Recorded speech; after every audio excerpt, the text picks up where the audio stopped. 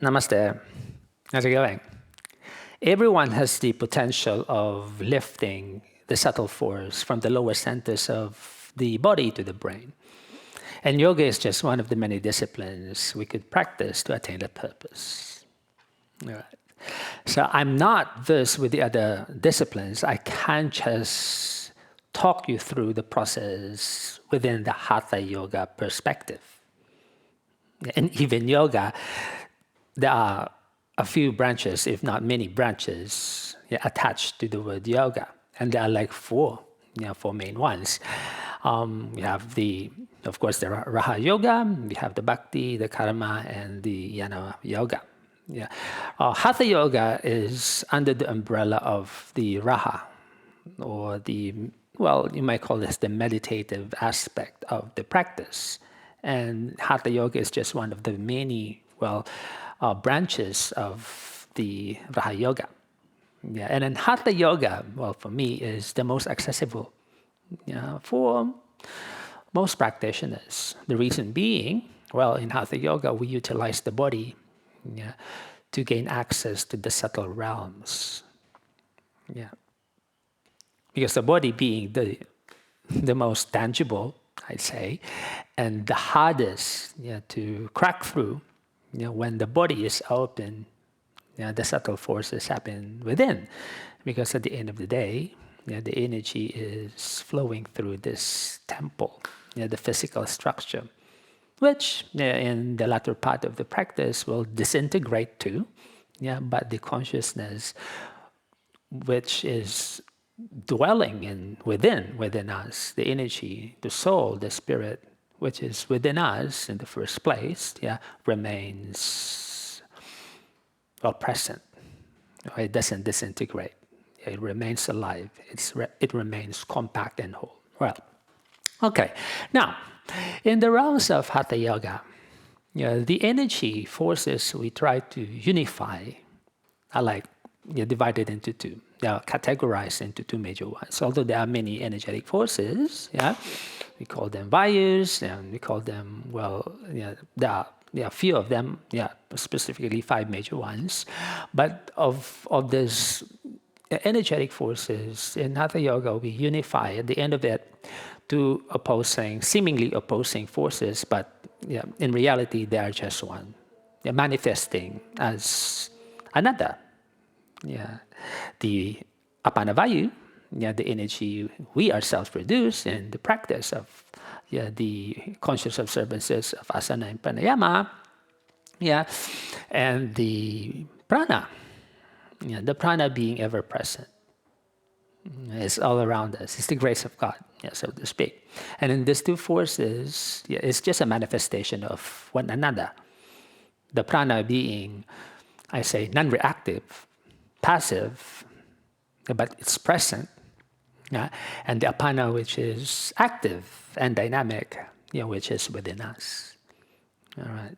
So once these two forces happen, they will result in energetic explosion inside. Yes, so the blending of the forces inside through the techniques of mudra and bandhas. Those unified forces become one, and we call that force the Kundalini energy. And the Kundalini energy has many terms, depending on, yes, again, the discipline we practice. It's referred to as the soul, the Holy Spirit, the Kunda, the primal force where, we come from, so to speak. All right, now, in the realms of Hatha Yoga, the practice of Hatha Yoga, mudras or energy channeling techniques are practiced for us to unite these two forces together. All right. So it's a very complex, topic, concept. But I'll try to explain them to you in real life perspective, how I feel them, how I do them, and how I access the subtle force. But of course, this doesn't happen overnight. Many years of the practice of the techniques, will eventually lead to the subtle manifestation. Okay, now, asana, or the postures, we aim to open the body. As I've mentioned, this is the gross or the tamas of the three major gunas. Is the most difficult to open, to purify. And asana will take care of that. Open and then free the physical body of heaviness or inertia.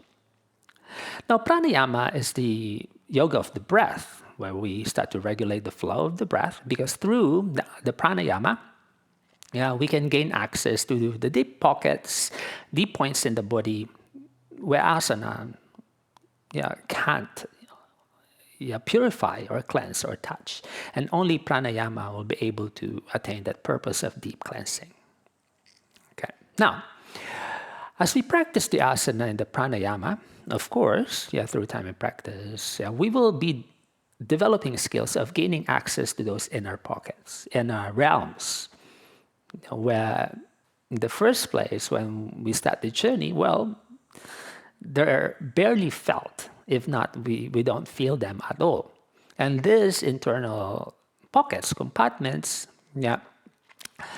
we gain access to the inner dynamics of our energetic anatomy. Like we're learning another skill of being aware of our body, but internally. From the outside, we're now gaining access inside. And these points are regulators of energy. Hollow points there. Hollow but very sensitive. And we call them bandhas. Bandhas are like regulators of energy. It's like the tap. It's either we open and loosen the tap so we can allow more energy to flow through that point, or constrict or tighten the energy so we can, seal that force, depending on the techniques at hand, depending on the method or the drill or the practice needed for that particular purpose. All right. For example, if we're doing breathing exercise, for example, you're sitting in the sukhasana, you're sitting in cross-leg position, padmasana, whatever your body can allow you to practice. In the practice of pranayama, whether you're doing alternate nostril breathing or free-flowing, so we engage the bandhas within, so we can draw the energy from the peripheries towards the center. All right. And then speaking of the energy, as we inspire the breath in, because the inspiring of the breath in is drawing in, the energy, the apana, the bodily energy, which in the first place we harness down the bottom regions of the physical anatomy, namely the hips, we draw that energy out. And this vital life force entering the body, the prana, we allow that energy to descend. The natural course of this energy are the following. The apana, the physical energy, its natural direction is downwards and outwards. Therefore, the physical energy has its way of serving the bottom or the lower regions of our existence. Food intake, digestion, elimination, sexual function, procreation, as well as building the stability of the body. Most of them are down the lower regions, from the core down to our bottom peripheries. And without practicing the yoga techniques, this energy will just exit the body through those functions of digestion, elimination, sexual activity, as well as physical exertion. All right. Now, the prana has its way of going down. As we inspire the breath in, the grace of God descends. Prana descends. The grace of energy, the grace descends upon us, so to speak. Now, the aim of Hatha Yoga is to reverse. Don't worry about the prana, because the prana has its way of coming down. So it's a gift. It's a gift. It goes down. Well, the challenge is this. How can we now lift our own energy up, which has its way of flowing downwards in the first place? All right. So that's the aim now of the Bandhas and the Mudras. All right. So I've talked about the bandhas. There are regulators. They're like valve. You can either loosen or tighten those seals or those valves or points so you can direct the energy to those specific centers needed for that particular technique. Now, mudras, they are quite different because mudras, their main function is whatever we harness through the engagement of the breathing and the bandhas, we lift the energy up to the higher centers. So the combination of the bandhas and the mudras does the work of lifting and channelizing the energy from the lower centers of the brain. Therefore, in Hatha Yoga, bandhas and mudras are tackled towards the meditative aspects of the practice. Hatha Yoga starts, of course, with the physical body, Vashat karmas, which includes before you do your on-the-mat observances, you have to do your off-the-mat cleansing. That will happen in the first stages of the practice, maybe a couple of years. Then after that, the asana remains part of your practice, but you are practicing distinctively. Then the pranayama. Pranayama is the flow, the control of the breath. These two are the bottom or the lower observances we practice. But these two, the aspects, they are the most difficult to break through, to crack through, so to speak. Then we engage and utilize our bandhas in, directing the energy to the midline. All right. So in a nutshell, that's the process. And the mudras, we direct the energy, we harness, and we unify through the bandhas to the brain. And after that, we meditate. So Hatha Yoga is categorized or divided into five major stages. Well, that's how I do it. Asana, pranayama, bandha, mudra, then meditation or stillness and silence. All right. I've given many tutorials about the two first stages, asana and pranayama. You can just have a look at my mini lessons regarding this. And then they will all help you because that's my style. All the classes I do, all the techniques I do are geared towards the development of the two lower centers, the physical body and the breathing. All right, bandhas. All right, so this is now where it gets tricky. Bandhas, there are people who are already sensitive to the flow of energy. Yes, there are. Do they need to engage their bandhas or can they happen spontaneously? Yes, they can happen spontaneously without them consciously doing it.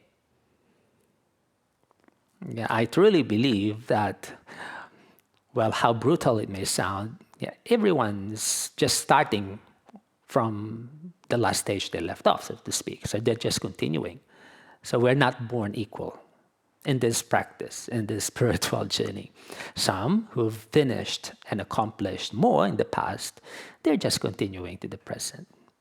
So, but of course, since we're all made of flesh and blood, we have to start to the body. But for them, the practices of the pranaya or the physical observances, which include the breathing exercise, may not be as intense because they are already given that natural sensitivity to the energetic anatomy. But of course, they still have to open the body, but not as intense, not as long, not as, I say, rigorous as, us, maybe 95% of the population. All right, so bless those people, they are the gifted ones. I started really very low, although during my younger years, when I was little, I was already sensitive to energetic forces, but I didn't realize it's connected to yoga until now. I'm an earth element, I'm a Taurus, so my body is really attached to the ground, attached to the earth, and I need to open up the body so I can understand my relationship to that, initial gift I have when I was young. Now, going back, all right. Again, so some people may not need the bandhas anymore because they can access willingly, spontaneously, without them doing it consciously, but it's happening within already. And there are natural tendencies of these personalities. We call them the the sattvic personality. They're more subdued. Even their physical structure, they are distinctive. They're made up of mostly the subtle forces flowing through them. Well, the air element, as well as water element. But for us, for me, I'm made up of like most of it, like water, fire, and I'm really very earthy. That's why I can't access my energetic anatomy without observing the lower observances, namely asana and pranayama. Once a hatha yoga practitioner, always a hatha yoga practitioner. Now, bandhas, all right. It could be a conscious practice, but it could also be a spontaneous practice. Okay, so I want you to distinguish these two different concepts. Conscious practice of the bandhas are done while you're practicing the energetic techniques. For example, pranayama, you're sitting upright with your breathing. All right, you just don't clench and squeeze. This order of their engagement, and the engagement is so subtle. Only those specific tiny points, specific areas in the body are engaged or utilized. Okay, now in the practice, for example, of your alternate nostril breathing or your free pranayama, if you're practicing, for example, ujjayi, or if you're practicing other techniques where you don't engage the hand in blocking the nostrils, or if you're doing your Khechari mudra or your tongue or even your eyes mudra. So the order is inspire the breath in, and as you inspire the breath in, you feel, you won't miss it. Can you feel the subtle force lift? And it starts, if you're so attuned to the process of the breath, it starts at the bottom of the hips. All right, so the hips are like this, it's made up of like triangular bones. The pit of the hips, where your generative organs are, and your anogenital region is located, and the sloping side of the sacrolumbar, the sacrum. Sacrum is a sacred place because that's where this energy is hiding. The Kundalini energy, the Holy Spirit, the force, which we all come from. All right, it's the primal force, it's the Bija energy. All right, so in there you're gonna feel it rise up to the region below the navel. All right, so let me angle this camera so you can see. Okay. Because we will be doing drills later on how you can practice this at home. There are really quite drills, quite a few of them, specific drills you can practice.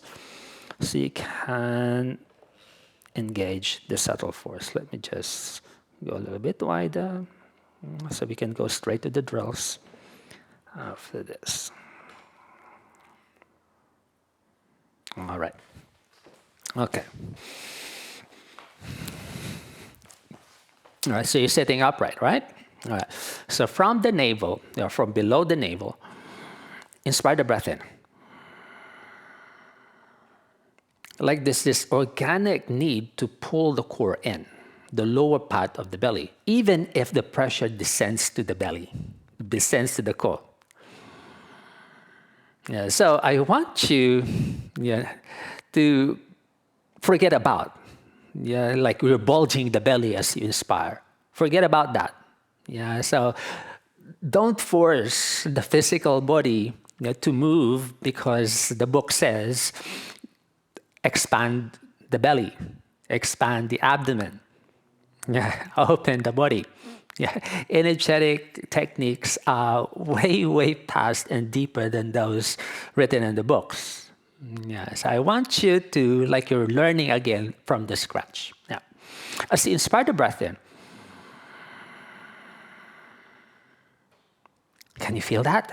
Like even if the breath descends, the inner linings of the belly goes thinner and hugging. like you're wearing this tight belt, and then the belt tightens, and you're drawing and pulling up. That alone, if it's happening to you already as you practice your techniques, yeah, is a deep indication that your bandhas are already engaging. You are not even doing conscious techniques. That's why the beginning of this lecture, I mentioned everyone is capable of lifting the energy up to the higher centers. Everyone. If we only with utmost mindful awareness of the breathing process. And then this will serve us in many layers and purpose and goals and intention. Because it's energy. Now we are all given, if we direct it to the higher centers of the brain, can replenish our vital force. Because it doesn't end, it doesn't deplete. It remains there. It's forever. It's forever present. The body will disintegrate, yes. When we pass, this physical body will just decay. But that consciousness, the energy we all are given as a gift remains intact. And this is the consciousness. Well, it's another topic altogether, what happens when we pass in relation to yoga, but in a nutshell, the body will decay, the physical body will decay, but that awareness remains intact. All right, so going back to the bandhas. You feel that rise? Now, at the top of the breath, you will seal that energy to the engagement of the Mula Bandha. All right. You might probably have heard squeezing the buttocks. Tighten the inner genital region. Tighten your perineum, like you're holding the pee. You're holding the urge to urinate. All right. Yes, you do that, but you do it in a way that it's subtle. If you try to breathe through it, and it has to be done with the breath. At the top of the breath, just try to pull that, a mild clip. I call it clip. A mild clip of that, the base of the triangle where your anogenital region is located. At the top of the breath, feel that? Like it involuntarily seals itself without you squeezing it. Yes, I do sometimes, but this is really conscious practice. I try to really grip the anogenital cavity. For example, I do this in this drill. Right. That's why this lecture, this lesson is really very helpful, especially if you are already tackling the meditative part of the practice. Okay, now, for example, I normally do this with this technique. All right, you can do a strap like that, whatever you have at home, and then just open one leg out to the side, and then circle this leg around. Now, as you circle the leg around, try, as you inhale, try to clench. You can clench the anogenital region. And at the same time, circle this leg around. Exhale out. Release that clenching. Clench and out. All right, you can even suck the breath in like you're choking the breath. And exhale. Exhale. All right. Feel that? Like something is moving inside. That particular center. For example, it's your right. You're clearing or you're opening your Pingala Nadi, so you can draw that energy to the midline. Yeah, and you won't miss it. Yeah, if you do it on the other side, same thing. Yeah. That's why all my lessons, yeah, seemingly, I'm doing the lessons randomly, the classes, but they have energetic significance. Exhale out. Inhale. And then try to reach this arm overhead. Inhale. And light. Yeah, clenching. Out. You can even hold that leg to circle a few times while keeping the seal inside. Good. And you will feel like, yeah, the triangular part of the body, the sacrum, goes to the midline. You will feel this sense of openness. Yeah, openness. Yeah. Well, I do this to alleviate lower back discomfort as I prepare for my next technique. But in energy channeling, because you are channelizing the energy towards the midline, therefore, you free your body of whatever stagnation it experiences. Right? In Hatha Yoga, there's one posture which is believed to spontaneously, involuntarily access the Mula Bandha. Yeah. By the way, this process of lightly stimulating or adjusting the anogenital region, the perineum, is what we call the Mula Bandha. It's the Gomukhasana, or the position of the cow face. But of course, not everyone will be able to do this. So one knee is under, the other one on top. Yeah, like your knees are stacked. So this knee crossing over the opposite side, while the other one rest over it. Right? Because in the Gomukhasana, but Gomukhasana should be done after opening the sacrolumbar region. You don't just do this for the sake of accessing the Mula Bandha. You have to open the body first. Yeah, and then you might do a few of the side stretches before you do this. All right. In the in the Gomukhasana, since you are using the bind for you to close the gap between the right and the left channels, therefore it's easy to practice. You don't have to clench as intensely or as strongly as before. Yeah, your binding limbs does it for you. All right. But yeah, again, this is not for everyone, because this will require many years of preparing the knees, preparing the ankles, and of course, if, for example, you have limitations in those body parts, if you have lower back injury, if you can't hold this sitting position for prolonged periods of time, this may not be for you. But mindful awareness of the breath, you can attain the same purpose with, of course, accessible techniques of opening the body. All right, so clenching and squeezing, yes, they are done, but we do them distinctively, specifically when we breathe. And then when we breathe, we do them specifically to the stage of the breath where we're about to finish the inhalation. Good. And you exhale, relax. Okay, so that's only the bottom bandha, the Mula Bandha. All right. There are like two other primary bandhas.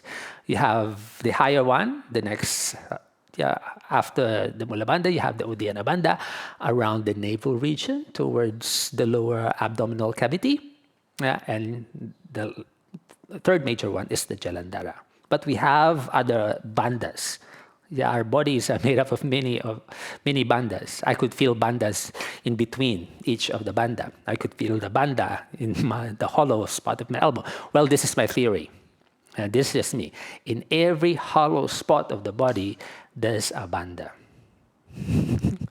When there are like intersections and there's a hollow spot, that they're like black holes. You are made up of many black holes. And then in those centers, there are bandhas because they draw, they magnetize the energy to that particular part. And in the body, there are like three major ones. I've talked about the other bandhas. You may just want to have a look at that lesson so you can appreciate the other subtle bandhas, but the three major ones. All right. So that's how you engage the Mula Bandha. First, relax. And as you inspire the breath in, draw the breath up. And then lightly clip. Exhale out. All right. And in the process of releasing the bandha, the Mula Bandha happens first. Release the Mula Bandha first, and then the other bandhas. All right. Well, I'll keep talking about the bandhas, but I might edit this video so it doesn't get too long. Yeah, yes, you can just learn, or you can go back to this lesson. Now, next is the Uddiyana Bandha. Yeah, Uddiyana Bandha.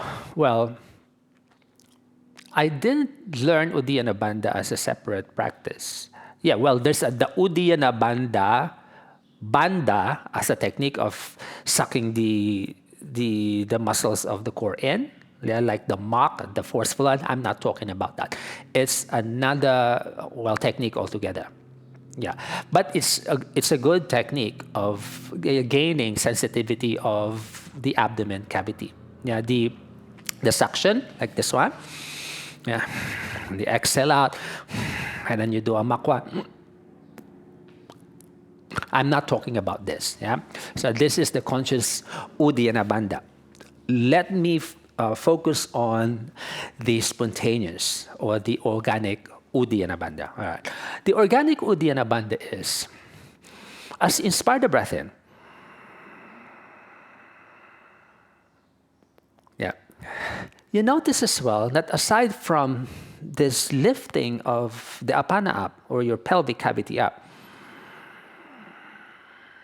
yeah, the walls of the tummy, even if the pressure is going down, even if your external abdomen region is expanding, within, yeah, like the muscles within or behind, yeah, the superficial one, hug to the midline. And it makes the body so light, like the body weight is lifted off the ground. And therefore, Uddiyana Bandha is also called as the flying up lock, because it makes the body so light, feels like you're flying. And then this is easily accessible, for example, in the asana. Uddiyana Bandha is very helpful in the practice of asana, especially the weight-bearing ones. Handstanding, back bending, arm balancing, forward bending. Yeah, asanas where we prevent the pressure of the technique to end up in our joints and the sensitive part of our spine. The Uddiyana Bandha. And if you're practicing Ujjayi Pranayama, if the Ujjayi Pranayama is already light and organic for you, it means your Uddiyana Bandha is already open. You don't have to do anything. Conscious effort to do that.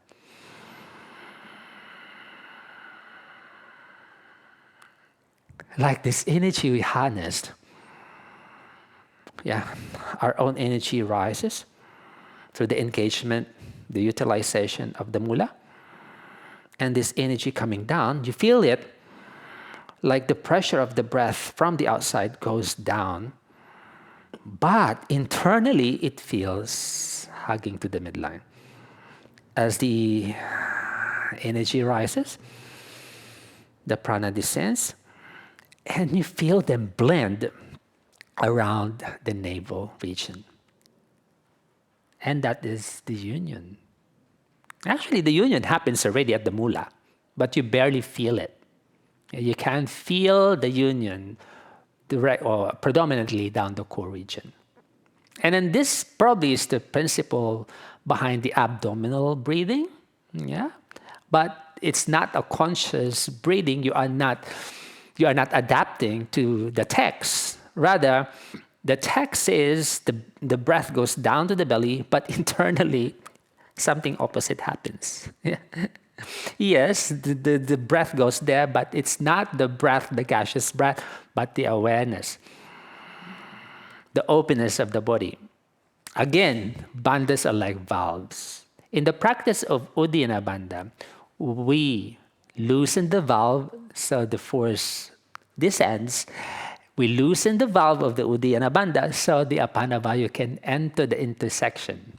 Yeah, and then the intersection is around the navel, the Manipura chakra. Therefore, the Manipura chakra being the center of the body is one of the most important aspects of the energetic anatomy. That's where the union is predominantly felt. And then when the Manipura chakra is open, well, it's open in the first place is, I say, purified and activated and stimulated, yeah, then it's easy to gain access to the higher centers of the energetic anatomy. That's actually the transition, yeah, from the body to the spirit, to the higher centers. Now, there's also a bandha in between. Yeah, after the Uddiyana Bandha is resting around the bony part of the ribs. If you practice the Ujjayi Pranayama, this is also easily felt.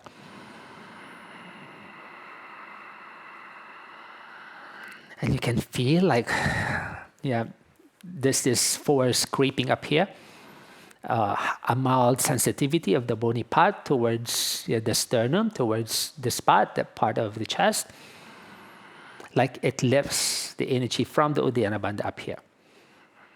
Yeah, because the next bandha after the Uddiyana Bandha, after the Ri Bandha, yeah, is the Jalandhara, the Jalandhara Bandha, or the apex. Jalandhara means the top. And then the Jalandhara Bandha, the book says, pull the throat in, hollow the throat. Yes, it could help you gain the sensitivity of the bandha, but in organic sense, you can even do it open like that. I'm accessing it. You can do it like sideways. You can do it passively. Yeah. You can do it whenever you are practicing your asana. Yeah. But folding the head to the throat, while lifting the sternum up, and then drawing everything to the midline, as in the first two stages, it will assist you constrict the Jalandhara. So if you notice, the bandhas are like gears. As the mula closes, of course, at first they are all open, so the valves are open. As we allow the energy to enter and our own energy rises, we tighten the mula. We open the Uddiyana, and we constrict the Jalandhara Bandha. Because we only send the essence or the refined energy to the brain. We don't bring the energy in bulk. Otherwise, it will overpower the soma inside. Soma being the CSF. Yeah. Because this energy is brimming with the Agni, the force, the essence or the dynamic force. And if we overstimulate the brain, it may lead to the overpowering of the cranial cavity. And we only channelize the subtle force inside the brain. And this force is filtered by the various bandhas of the energetic anatomy. And this process, the total process of lifting the energy to the brain is what we call mudras. Right? So Hatha Yoga is a complex discipline, but if we understand it from the real life experience, it's actually easy. Yeah, but of course, everyone, I'm lucky to have the right circumstance, the energy, the nature, because that's me as a person. I'm very introspective. I'm not afraid of trying things. Yeah, I have my share of the challenges and the pitfalls, but it serves me. Yeah, because this is my calling. I'm a teacher. But again, going back to my introduction, everyone has the potential of lifting the energy up without you overthinking about all of these things happening. And that's through mindful breathing. Mindful breathing. As you inspire the breath in, the spine being the antenna, open, sit tall. And at the top of the breath, You can bring your awareness, the optic awareness, up between the eyebrows, like you're looking inside the brain, looking in front of that black canvas hovering over the horizon. Exhale out and soften the body. Inner body opens. It goes bright, like the sun. And at the top, you may stay 1 or 2 seconds. Exhale. The outer body relaxes. It softens. Yeah. And in Hatha Yoga again, there's one technique that accomplishes all.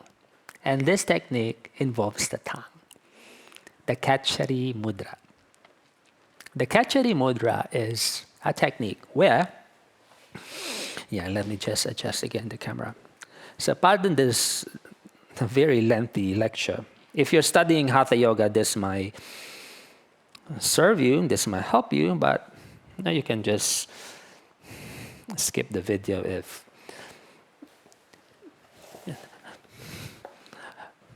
my words are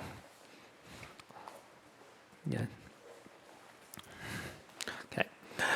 The Kachari Mudra is when we allow the tongue to roll and then enter the back of the nasal cavity.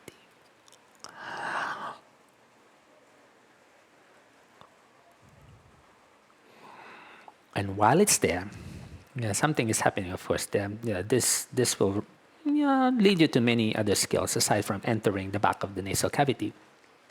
The tongue being like the director.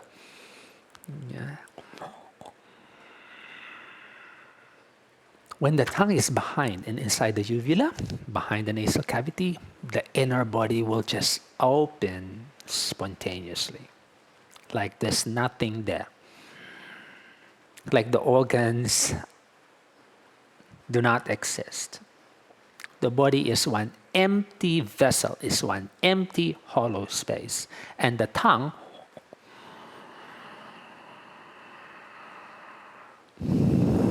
can gain access to those deep pockets. The Kachari Mudra is the mudra of all mudras. It's the bandha of all bandhas. It's the asana of all asana. It's one technique that accomplishes all. But then again, not everyone will have the calling. We have the circumstance. Mindful breathing is the next closest thing we can gain access to the grace of God. Thank you for listening. And I hope the information and the life experiences I share with you also help you in your spiritual journey. Have a lovely day. I'll see you in the next one. Namaste.